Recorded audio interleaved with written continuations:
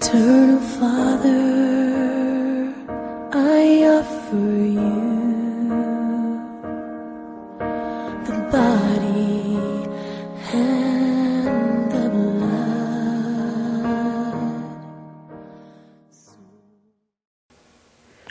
Basi nashukuru Mungu tena asubuhi ya leo kwa kunipa nafasi tena ili nikapate kuwasiliana nawe moja kwa moja kupitia runinga ya Lolwe TV. Ni asubuhi njema ya Jumapili ambayo Mungu ameandaa ili tukapate kujifunza tena kupitia neno lake. Ndiposa nashukuru Mungu sana kwa sababu siku ya leo tena ameniwezesha ili nikapate kufika na kuhubiri neno lake kupitia runinga ya Lolwe TV. Ndiposa nakukaribisha ninapoanza ili nawe pia ukapate nafasi ukaketi chini hapo kwa nyumba yako ili tukapate kusoma katika andiko na tujifunze pamoja, alafu mwisho wake tutaomba na kila mmoja.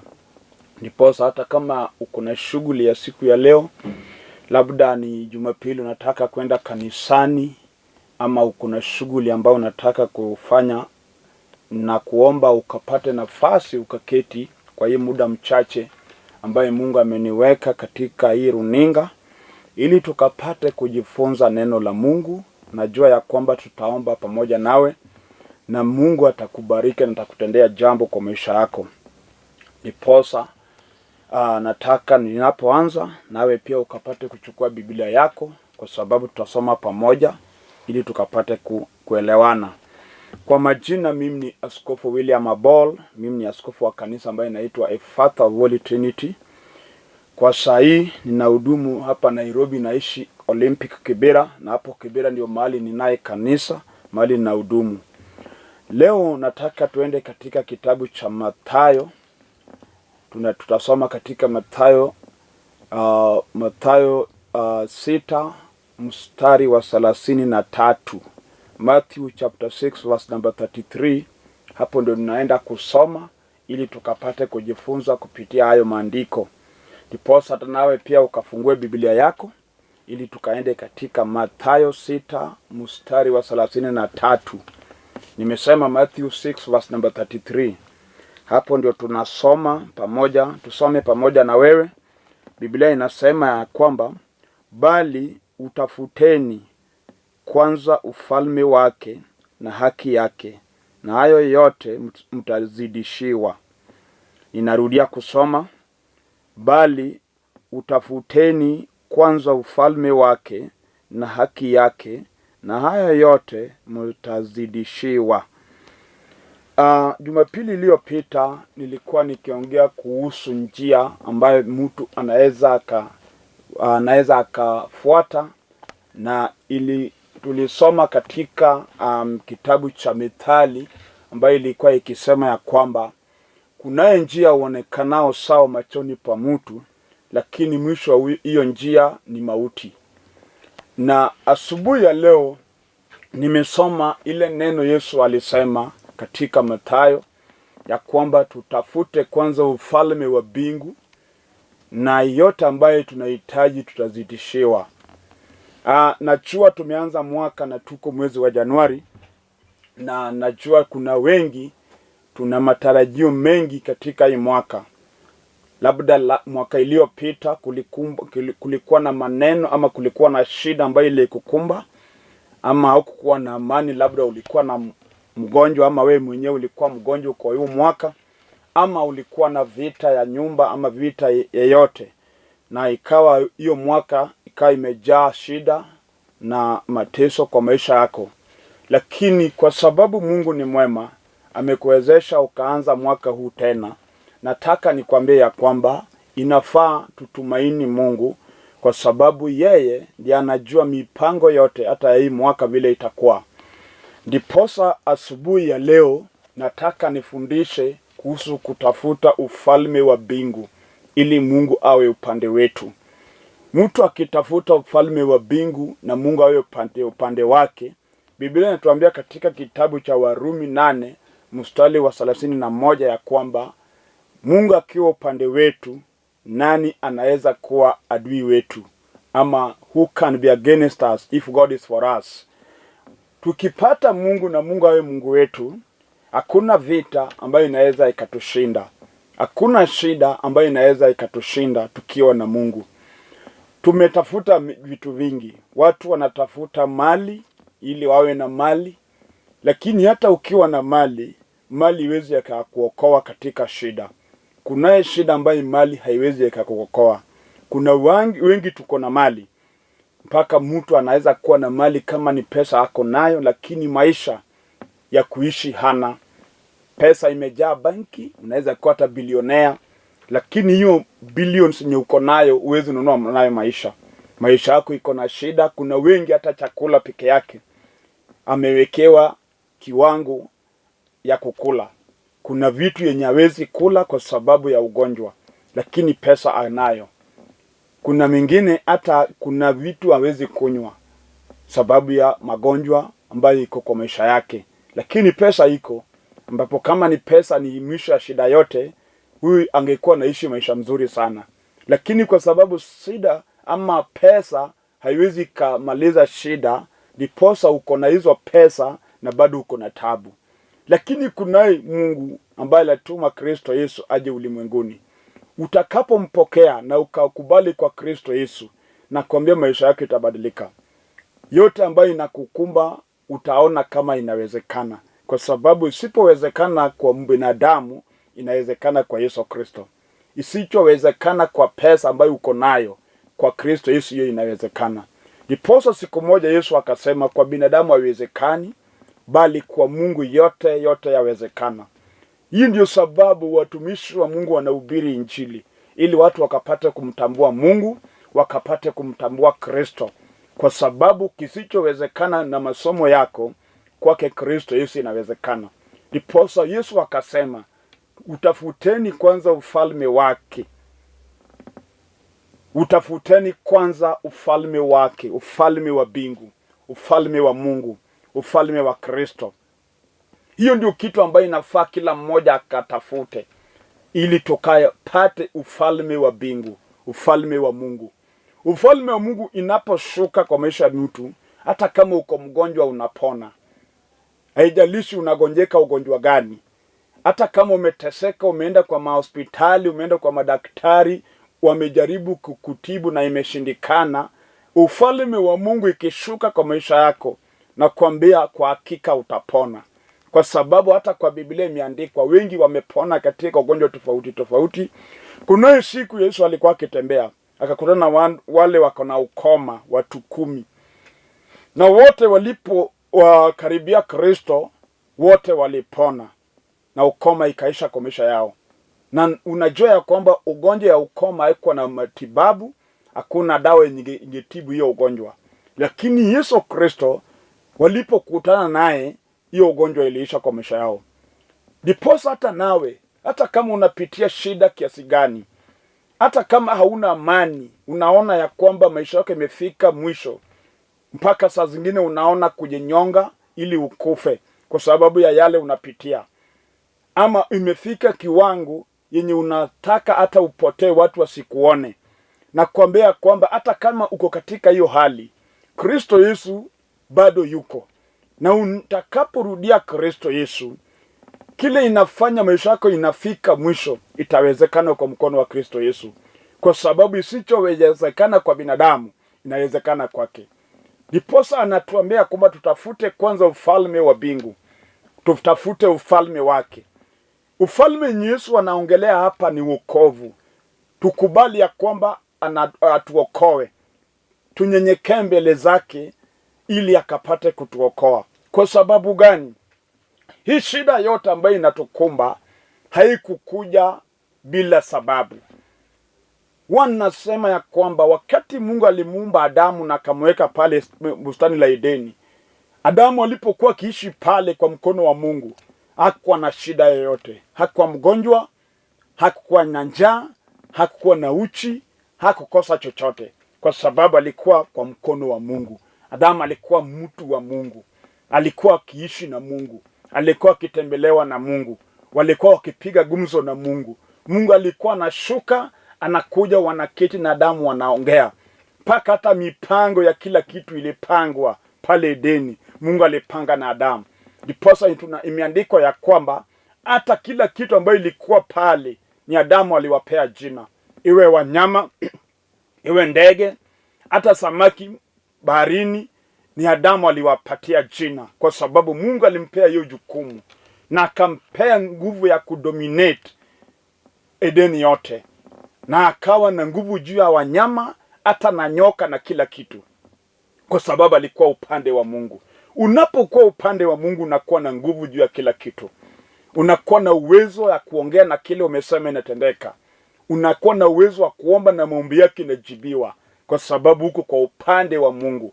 Na ndiposa Yesu anatuambia kwamba tutafute ufalme wake kwanza. Tutakapopata hiyo ufalme, tutapata mamlaka juu ya mapepo, tutapata mamlaka juu ya waganga, tutapata mamlaka juu ya magonjwa, kwa sababu hiyo ufalme imebeba mamlaka na nguvu zote.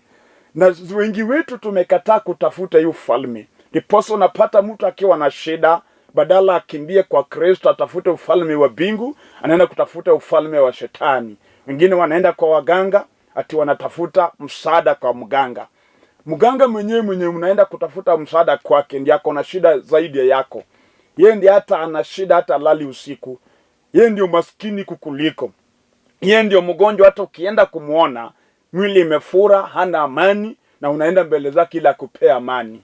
Kwa sababu Shetani mwovu anatudanganya kwamba tunapofuata hiyo njia tunaweza tukapata msaada.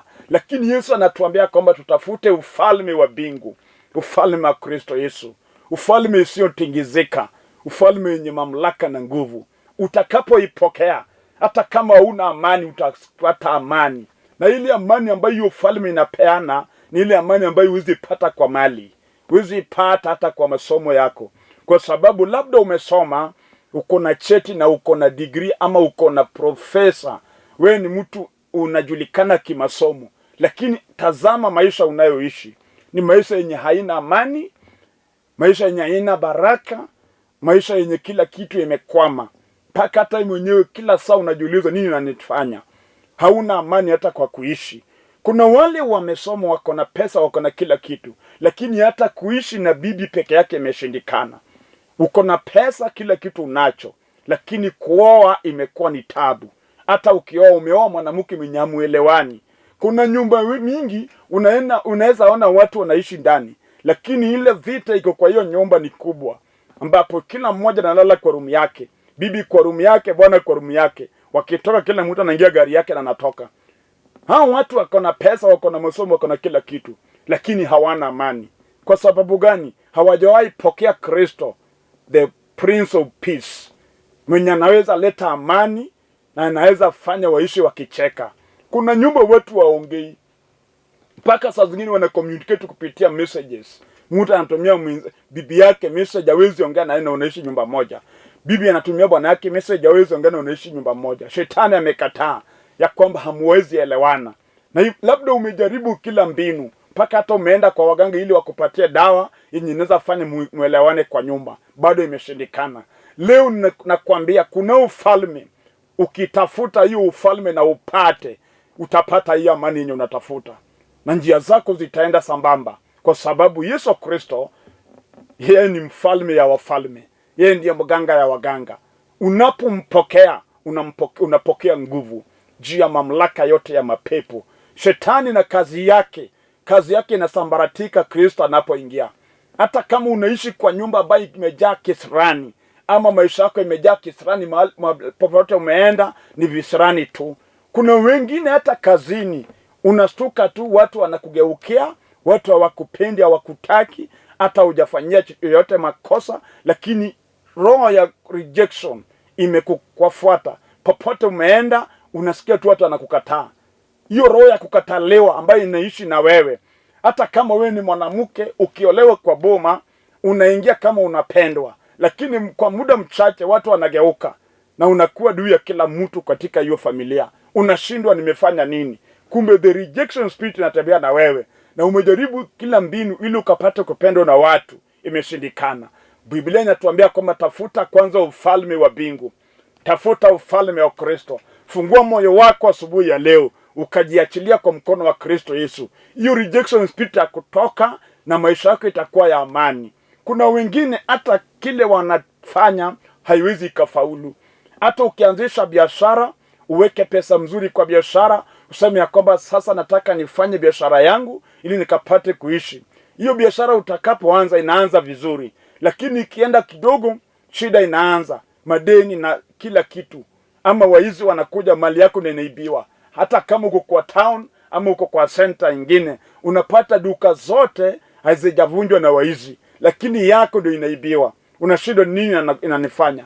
Kumbe ni kisirani ya shetani, umaskini mwenye amekataa kwamba uwezi ukaendelea, na umejaribu kila njia na imeshindikana. Asubuhi ya leo Yesu anatuambia kwamba utafuteni kwanza ufalme wake, bali utafuteni kwanza ufalme wake na haki yake, na haya yote mtazidishiwa. Tutakapotafuta ufalme wa Kristo na haki ya Mungu, yeyote ama kila kitu ambacho tunatafuta tutazidishiwa, tutapewa. Hiyo itaongezewa juu ya ile ufalme yenye tumetafuta. Na kwambia hata kama we ni msichana ama we ni mama, umejaribu kutafuta vile unaweza kuishi na bwana yako, ama umetafuta ndoa na ndoa imeshindikana, wenzako wanaolewa, we ndoa yako imekataa, hata upate mtu mnaongea na inaharibika, hata mpangi harusi inaharibika. Kuna wengine wamefuatwa na kisirani, mpaka hata kama ni msichana akipata mwenye kumuoa wanapanga hadi harusi, na ikifika karibu mwenye nafaa kumuoa ndiye anakufa. Labda anakufa kwa accident, unastuka tu ule alifaa kukuoa amegongwa na gari na amekufa hivyo. Unashindwa nini na kufanya? Leo asubuhi ya leo ninapoongea, tazama kile inaendelea kwa maisha yako. Tazama kile inaendelea kwa familia yako. Kuna zingine yenye hata ukijaribu na akili yako hautaweza, lakini kunaye Mungu ambaye alituma Kristo Yesu. Utakapompokea na kutafuta ufalme wake, hiyo ufalme wa Mungu inaposhuka kwa maisha yako, itapigana na ufalme wa giza. Hata kama ni mapepo yenye nakusumbua usiku, kuna wengine hata hawalali usiku. Akijaribu kulala anaota pepo yenye analala na yeye. Wengine wanazini na mapepo usiku anapolala. Hawezi lala vizuri, akona mateso usiku, ananyongwa na mapepo, ndoto chafu imemjaa, hana amani anapoenda kulala. Mpaka umeshindwa ufanye nini? Nimeleta ufalme yenye utakapomtafuta na ukaipata, hiyo ufalme ambayo inakusumbua itasambaratika na itatoka kwa maisha yako. Haijalishi ni ufalme ya kutoka wapi, hata kama ni majini yenye umetumiwa. Kuna wengine hata kitembea nasikia wengine wanatembea na yeye, na wao wanamuongelesha, anaongea na wengine hawezi wakaona. Imemsumbua kwa muda mrefu. Amejaribu kwenda kwa waombaji, ameombewa na imeshindikana. Asubuhi ya leo unaponitazama, tafuta hii ufalme ambayo ninaongelea, ufalme wa mbingu, wokovu ambayo ililetwa na damu ya Kristo Yesu. Hii wokovu yenye Yesu alileta na damu yake, hakuna kigumu ambayo inaweza ikaishinda, kwa sababu ni gharama ambayo ililipa ili akapate kutokomboa katika mateso ya shetani. Hata kama unaishi maisha ya umaskini, unafanya kazi, unapokea mshahara na unakaa ni kama ufanyi kazi, pesa inapotea tu kwa mkono yako. Unapopokea pesa yako haikusaidii. Shetani anakunyang'anya pesa, hujui imeenda wapi. Mpaka saa zingine unaketi chini unaanza kupiga hesabu, nilikuwa na 20,000 imeisha aje? Unashindwa vile pesa inapotea kwa mkono yako. Umejaribu kila kona, imeshindikana. Asubuhi ya leo kunayo ufalme, utakapoitafuta na kuipata, hiyo ufalme umaskini ambayo inakukumba kila mara itatoroka kwa maisha yako, na ufalme wa mbingu itaanza kukutawala. Na ufalme wa mbingu ikitawala mtu, huyo mtu lazima awe amebarikiwa, na lazima awe mshindi, lazima awe na ushuhuda, kwa sababu ufalme wa mbingu ni nguvu ya Mungu. Itakaposhuka kwa maisha yako mama, hata kama umeishi maisha ya kulea, umeishi maisha ya wivu, yani chuki na nini, watu wamekuchukia hata ujui umewafanyia nini. Wengine wanakuongea mpaka hata saa zingine unakuwa na aibu ya kutoka kwa nyumba. Labda ni kile imekuweka kwa landi mahali unaishi, majirani wote wamekugeukia, wanakuongelea, wanakuwekea uongo, mpaka hata unashindwa nini mbaya. Kunaye ufalme, utakapoitafuta hiyo ufalme itakupa nguvu ya kunena mbele ya watu. Hata kama umezaliwa kwa boma, uko na watoto wenzako umezaliwa nao, lakini shetani amewaingilia mpaka wamekuchukua ni kama adui yao. Hamwezi keti mkaongea jambo, wakikuona ni kama adui, wanakufukuza ama wanakutesa, hauna amani nao, mpaka hata saa zingine unasema utapotea na utatoka kwa hiyo familia kwa sababu ya yale unapitia. Na kwambia shetani ndio mbaya. Yeye ndiye ameleta hii shida yote. Yeye ndiye anakukumba na hizi tabu. Lakini Kristo Yesu alijitolea mbinguni ili aje afe kwa ajili yako, ili utakapomwamini atakukomboa katika hiyo hali. Ndiposa inafaa ukapate kuamini na useme ya kwamba hii ufalme ya wokovu nitaitafuta leo, nitajiachilia kwa mkono wa Mungu. Hata kama umekumbwa na shida, kuna wengine wamefungwa na shida, hata akijaribu kufanya kitu haifaulu. Hata ukijaribu kuweka pesa kwa benki ya kwamba unataka kufanya kitu, hiyo pesa unaweza iweke ifike hata milioni 1, na shetani analeta hata kesi. Unastuka umepatwa na kesi, umegonga mtu na gari kwa barabara na imekuwa ni kesi kubwa, unatumia pesa kwa lawyers, pesa inaisha hivyo. Mpaka ile mipango yenye unapanga iwezi ikafaulu. Unashindwa nini na kufanya. Asubuhi ya leo ninahubiri nikisema ya kwamba kuna ufalme ukitafuta na upate, Mungu atakukomboa. Hata kama umefungwa jelani, uko gerezani, umefungwa kwa sababu ya makosa yenye ulifanya, ama saa zingine umefungwa na hiyo makosa yenye umefungiwa au kwa umefanya hiyo makosa, unaishi pale gerezani, unateseka pale na hakuna makosa ulifanya. Shetani alikuwekelea uongo na ukashikwa na ukawekwa ndani. Asubuhi ya leo utafuta hiyo ufalme anayo naongea, ufalme wa mbingu. Anajua maisha yako, anajua yote ambayo unapitia.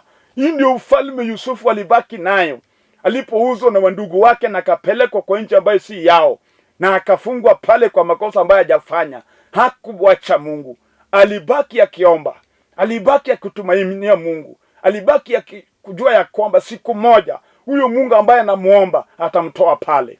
Hata wewe nawe unaponitazama, hata kama umeishi jela miaka ngapi, unaweza tumainia Mungu wetu, na kuna siku atasimama mbele na atakutoa gerezani na utakuwa mtumishi wake.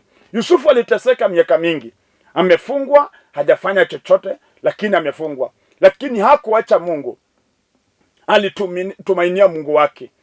Kwa nini akafungwa? Kwa sababu alikuwa na vision. Kuna vision Mungu alimpea ya kwamba atakuwa kiongozi kwa boma yao, ya kwamba atakuwa kiongozi kwa nchi yao. Unajua kuna wengine tunateseka si sababu sisi ni watenda dhambi, na ni kwa sababu ya ile vision yenye tumebeba. Labda wewe ndio tumaini ya hiyo boma, na shetani ya hiyo boma ameona ya kwamba wewe ndio utainua hiyo boma, ndiposa akaanza kukupiga vita. Labda amekuweka ugonjwa yenye haitibiki. Si ati hiyo ugonjwa itakuua.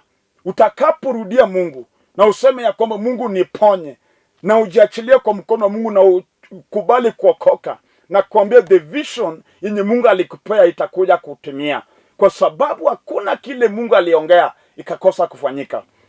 Ndiposa hata kama shetani anakupiga vita kiasi gani, usikubali kuacha Mungu. Kuna wengine tumeokoka, hata sisi watumishi wa Mungu, inafika wakati unakutana na vita yenye unafanya unasema ya kwamba hata heri niwache kuokoka, hata heri niwache huduma, ama heri niwache hata maombi, kwa sababu naomba na naona vita inazidi. Na kuambia ukiona vita inazidi, jua ya kwamba uko karibu kufika mwisho wa hiyo vita.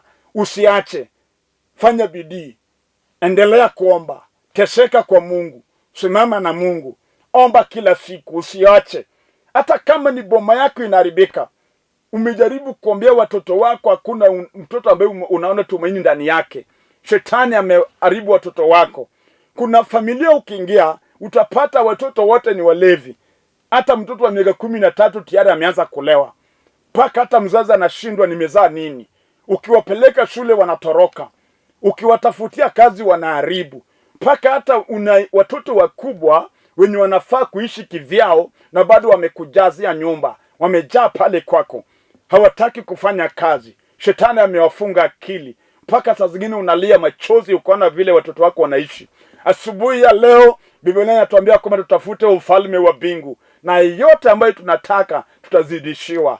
Tunataka kuomba Mungu na kila mmoja Unaponitazama, hata kama ni vita ya nyumba, hata kama bibi amakutoroka amekuacha na watoto, ama bwana ametoroka amekuacha na watoto, unateseka na watoto, saa hii shule inafunguliwa, ujue hata watoto wako wataenda shule kivipi? Kunaye Mungu ambaye anakutazama na anajua hali yako. Asubuhi ya leo, tafuta ufalme wake. Fungua moyo wako na ukaambia Kristo Yesu, najiachilia mkononi mwako ili ukapate kunikomboa, ukapate kunifungua katika minyororo zote ambayo imefunga maisha yangu. Huyo Mungu utakapomrudia, huyo Mungu atainuka kwa ajili yako, na atafukuza mapepo, na atakuponya, na atakupa kile unahitaji. Ndiposa nataka tuombe pamoja na kila mmoja.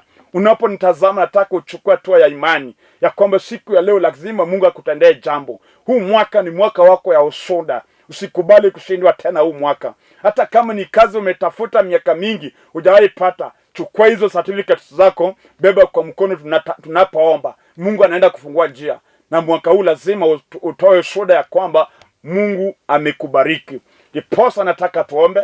Mahali ulipo nataka uinamishe kichwa chini ili tukapate kuomba pamoja. Tunaomba. Baba wetu, kwa jina kuu la Yesu Kristo, Mfalme, ninakuinua asubuhi ya leo kwa ajili ya watu wako. Tazama huyu mama ambaye analia kwa sababu ya familia yake. Huyu baba ambaye naomba Mfalme ukapate kumponya. Jehova, nyosha mkono wako kwa ajili ya huyu msichana na huyu kijana, wote ambayo wameinamisha kichwa chini, wanayokutarajia Mfalme. Simama nao ukawatendee jambo ambayo wanakuomba. Asante Yesu Kristo, kwa sababu umeponya wagonjwa wote. Fungua njia za kazi, bariki wote ambayo wanatarajia ili wakaone baraka kwa maisha yako. Inuliwe kwa sababu wewe ni Mungu, na ubariki kila mmoja kwa sababu wewe ni mwenye baraka na uwezo. Asante Jehova, uinuliwe milele na milele, na ni kwa jina kuu la Yesu Kristo nimeomba na kuamini. Amen. Basi nataka ukachukua hatua ya imani na ukawe na imani ya kwamba Mungu wetu ametenda kila kitu ambayo ulikuwa unahitaji kwake. Jua ya kwamba imetendeka, kwa sababu kila kitu tunapokea kwa Mungu kupitia imani. Niposa ninapomaliza na kukumbusha ya kwamba chukua hatua ya kwenda kwa kanisa ili ukapate kusikia injili ya Yesu Kristo. Utaona ya kwamba kama Mungu anatenda mambo katika maisha yako. Ninapomalizia narudia jina langu. Mimi ni Askofu William Abol. Mimi ni askofu wa kanisa ambayo inaitwa Father of Holy Trinity. Sasa hii ninaishi Olympic Kibera, na hapo Kibera ndio mahali niko na kanisa mahali na hudumu. Na wakaribisha wote mlio Nairobi, mnaweza kuja tukashiriki katika kanisa letu. Ukiwa unataka kuja tu mpaka Olympic Primary ama Olympic Stage, chukua namba yangu ambayo iko kwa screen upige, nitakuelekeza vile utafika kwa kanisa pali na hudumu. Ukiwa Dandora ama Kayole tuko na branches huko. Ukiwa huko unaweza piga simu tukuelekeze vile utafika katika makanisa yetu ya huko. Siaya County tuko na makanisa sehemu tofauti tofauti.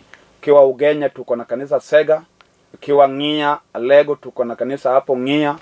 Ukiwa Sembo tuko na kanisa Sembo Yude. Wimbo Usenge tuko na kanisa pale. Tuko na kanisa Murmalanga mahali ninatoka, na tuko na kanisa hata Kadongo huko South Nyanza Kadongo. So ukipiga simu kama kuna kanisa yetu karibu nawe, tutakuelekeza ili ufike tukapate kushiriki pamoja. Namba yangu ya simu ni 0721280025 0721280025. Airtel namba ni 0782495083. Hizo namba zote ziko kwa screen. Chukua, hata kama uko na jambo unataka tuongee na tuombe, utapiga tutaomba. Mungu awabariki mpaka Jumapili ijayo. Shalom.